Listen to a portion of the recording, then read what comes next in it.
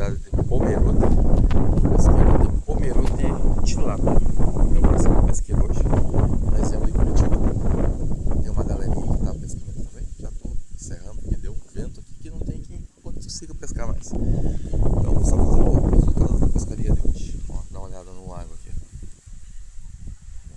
Tem bastante gente que foi embora já que não tem condição de pescar mais ao vento.